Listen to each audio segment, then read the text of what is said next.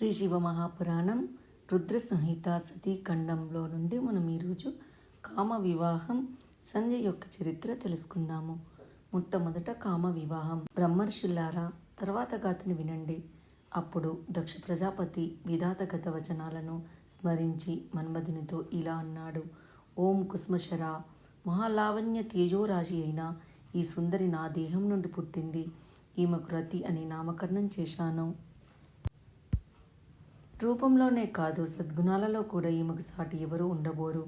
ఈమెను భార్యగా స్వీకరించు. ఈమె నీకు సహధర్మచారిణిగా ఉంటుంది. నీకన్ని విధాలుగా తగినది. నీకు సర్వదా వశవర్తివిగా ఉండి ధర్మాన్ని పాలిస్తుంది. ప్రజాపతులలో పెద్దదైన దక్షుని అజ్ఞానసారం మన్మధుడు రతీదేవిని పాణిగ్రహణం చేసుకుని కృతార్థుడయ్యాడు. రతిరంజితుడైన మన్మధుడు కంఠాశ్లేష ప్రణయిని అయిన రతి విరహాన్ని క్షణకాలమైన ఓర్వలేక తన పుష్పబాణాలచే తానే పీడితుడయ్యాడు.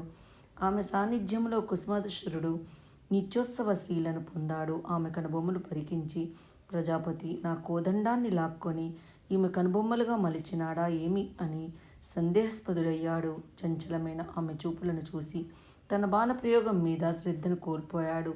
సహస్రబిల స్పందనమైన ఆమె శ్వాసను ఆగ్రహించి మలయాళీలయం మీద శ్రద్ధను విడిచిపెట్టాడు. పూర్ణేందు సదృశ్యమైన ఆమె ముఖంలో సులక్షితమైన కనురెప్పలను చూసి మచ్చగల చంద్రునికి ఆమె ముఖానికి గల భేదాన్ని నిర్ణయం చేయలేకపోయాడు. 12 ఆభరణాలతో 16 అలంకారాలతో సర్వలోక మోహిని దశ దిశా ప్రకాశిని అయిన రతిని మన్మధుడు మహాదేవుడు గంగను స్వీకరించినట్లు స్వీకరించి అపరిత ఆనందాన్ని అనుభవించేస్తున్నాడు. మెరుపుతో కూడా మేఘంలా ఉన్నారు రతి మన్మధులు. తన కుమార్తె సౌభాగ్యాన్ని చూసి దక్షుడు ప్రీతుడయ్యాడు. యోగి తన హృదయంలో ఆత్మవిద్యను ధరించినట్లుగా మన్మధుడు రతిని తన హృదయంలో పదిలంగా నిలుపుకున్నాడు. ఇలా మహామోహంతో ఒలలాడిపోతున్న మదనుడు బ్రహ్మగారిచ్చిన దారుణ శాపాన్ని మరిచి మామగారైన దక్షునికి గాని అతి ప్రియమైన రతికి గాని చెప్పనే లేదు. ఇప్పుడు శివపురాణంలో మనము సంజయ్ యొక్క చరిత్రను తెలుసుకుందాము. మహర్షులతో సూతుడిలా అంటున్నాడు. ఓ మునులారా, అద్భుతావాహము అత్యంత పవిత్రమైన శివమహాపురాణ గాథను వినండి. నారదుడు ప్రశ్నించగా బ్రహ్మగారు సమాధానపూర్వకంగా చెప్పిన చరిత్రను మీకు చెబుతున్నాను. ఈ చరిత్ర చాలా పవిత్రమైనది, శుభావహమైనది. శ్రావణ మాత్రం చేతనే సకల కిల్బిషాలను తొలగించగల పరిశుద్ధమైనది. దీనిని విన్న స్త్రీలు సాధ్వీమణులవుతారు, సంతతాభ్యుదయాన్ని పొందుతారు. బ్రహ్మ మానస పుత్రికగా జన్మించిన మహా సౌందర్యాశి అయిన సంధ్యను చూడగానే మన్మథ ప్రభావం చే తండ్రి అయిన పితామహునకు, ప్రజాపతులకు, ఋషులకు, ఇంకా అక్కడున్న వారందరికీ కూడా మనసు చెలించింది. సంధ్య కూడా కామపీడితురాలైంది. ధర్ముని ప్రార్థనను మన్నించి శంకరుడు ప్రత్యక్షమై పలికిన పలుకులకు అక్కడున్న వారందరూ లజ్జను పొందారు. సంధ్య కూడా దుఃఖిస్తూ అక్కడి నుంచి వెళ్ళి ధ్యానమగ్నురాలై ఇలా విమర్శ చేసుకుంది. నేను యువతిగా జన్మించిన మరుక్షణంలో నా తండ్రి దోషదుర్కులతో నన్ను వీక్షించాడు. మనసులో కామభావనను పొందాడు. నా మనస్సు కూడా పాపపంకిలమైనది. ఇదంతా మన్మథ ప్రభావం. దానికి తగిన శిక్షను అందరి ఎదుట మదనుడు పొందాడు. తండ్రి సోదరుల విషయంలో కామభావాన్ని పొందిన నాకంటే పాపాత్మరాలు ఉండబోదు. పాపపంకిలమైన ఈ దేహంతో నాకు ప్రయోజనం లేదు. ఉగ్ర తపస్సు చేసి పాపం విముక్తురాలనై ఆపై ఈ దేహాన్ని వేద మార్గానుసారంగా అగ్నిలో ఆహుతి చేస్తాను. ఈ దేహం ఇక ఎంతమాత్రం ధర్మసాధనం కాజాలదు. ఈ విధంగా భూమి మీద ఒక మర్యాదను స్థాపిస్తాను. అదేమిటంటే, ఇక ఈ పైన మానవులు పుట్టుకతోడనే కామ వికారాన్ని పొందకొందురుగాక. దీన్ని సాధించాలన్నా తపస్సుకు మించిన సాధనం లేదు కదా. ఈ విధంగా చింతించి సంధ్య చంద్రభాగా నది తీరానగల శ్రేష్టమైన చంద్రభాగ పర్వతానికి వెళ్ళింది.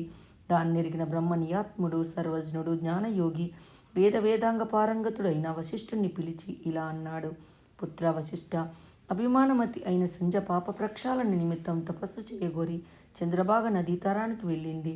ఆమెకు యథావిధిగా దీక్షనియ్యు. తపస్సు గురించి ఆమెకి ఏమీ తెలియదు. నువ్వు ఉపదేశించు.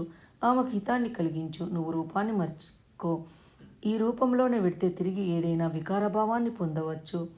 పుత్రవాక్య పరిపాలనావర్తి అయిన వశిష్ఠుడు సరే అని అన్ని విధాల మానస సరోవరాన్ని పోలి ఉన్న చంద్రభాగ నదీ తీరానికి వెళ్ళి అక్కడ బృహోల్లోహితమని సరస్సులో చెంత సంధ్యను చూశాడు. వికసించిన కమలములతో నిండి ఉన్న ఆ సరస్సు ప్రదోషకాలంలో ఉదయించే చంద్రునితోనూ నక్షత్రాలతోనూ శోభిస్తున్న ఆకాశంలా ఉంది. ఆమెను చూసి ఇలా ప్రశ్నించాడు. ఓ మంగళస్వరూపురారా, ఈ నిర్జీవమైన కొండపైకి ఎందుకు వచ్చావు? నీవెవరి కుమార్తెవు? నువ్వేం చేయదలుచుకున్నావు? రహస్యం కాకపోతే చెప్పు, నీ ముఖం దిగులుగా ఉంది, కారణం ఏమిటి? అప్పుడు సంధ్యమూర్తి భవించిన బ్రహ్మచర్యమా అన్నట్టు జటాధారి అగ్నిలా ప్రకాశిస్తున్న తపోనిష్ఠుడైన వశిష్ఠునకు ఆదరణతో ప్రణామం చేసి ఇలా అంది. ఓ పూజ్యుడా, నేను ప్రయోజనాన్ని కోరి ఈ తపోవనానికి వచ్చానో మీ దర్శన భాగ్యం చేత అది నెరవేరినట్లే భావిస్తున్నాను. పిమ్మట తన వృత్తాంతాన్ని చెప్పి తన స్వరూపాన్ని వివరించమని కోరింది. బ్రహ్మవేత్త అయిన వశిష్ఠుడు ఆమె దీక్షకు మనసులో సంతోషించి శంకరుని స్మరించి ఇలా ఉపదేశించాడు. హే భద్ర, ఎవరు తేజోమూర్తులకెల్లా గొప్ప తేజోమూర్తియో, ఎవరు తపోధనుడో పూజ్యుడో అట్టి శంకరుణ్ణి మనస్సులో ధ్యానమూర్తిగా నిలుపుకో. చతుర్వేద పురుషార్థాలకు ఏకైక ప్రథమ కారణం, జగత్తుకు ఆది అయిన శంభుణ్ణి సేవించు. ఓం నమః శంకరాయ నమః. ఓం అను అద్యంతముల యందు ఓంకారం గల మంత్రాన్ని జపించు. మౌనంగా స్నానం చేసి మౌనంగా శివుణ్ణి పూజించు. నీకు తపస్సు ఫలిస్తుంది. శీఘ్రముగా శంకరుడు ప్రసన్నుడై ఇష్టార్థాలనిస్తాడు. ఇలా చెప్పి అంతార్థనమయ్యాడు వశిష్ఠుడు. ఈ రోజుటికి శివపురాణం సమాప్తము. నెక్స్ట్ వారం మనము సంజయ్ తపస్సు తెలుసుకుందాము. ఈ వీడియో మీకు నచ్చినట్టయితే లైక్ చేయండి, కామెంట్ చేయండి, సబ్స్క్రైబ్ చేయండి. నోటిఫికేషన్ల కోసం పక్కనే ఉన్న బెల్ ఐకాన్ క్లిక్ చేయండి. Thank you.